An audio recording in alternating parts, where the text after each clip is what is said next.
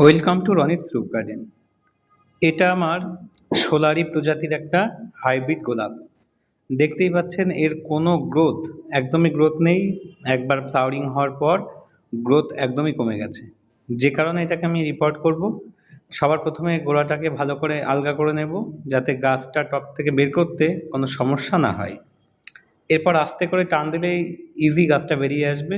এবং দেখবেন এর ফিডিং রুট একটাও নেই, মানে যেগুলো আছে সেগুলো সব ব্ল্যাক হয়ে গেছে, মানে গাছ খাবার আর সংগ্রহ করতে পারছে না, যে কারণে গাছের গ্রোথ একদমই কমে গেছে, নেই বললেই চলে।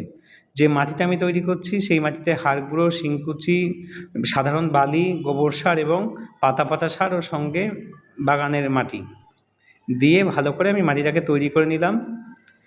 মিক্সড করে নেব এবং বালি দেওয়ার কারণ যাতে মাটিতে কোনো মতে জল না জমে যায়।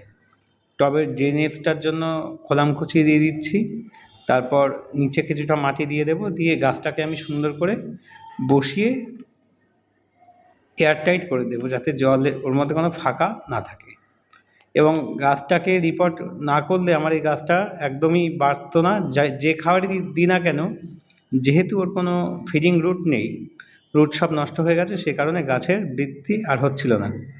এবার আমি এর পরবর্তী ভিডিওটা আমি দেখাবো যে গাছটার কী পরিস্থিতি হয় বা কী কী পরিবর্তন আমরা দেখতে পাই, সেটা আমি দেখাবো।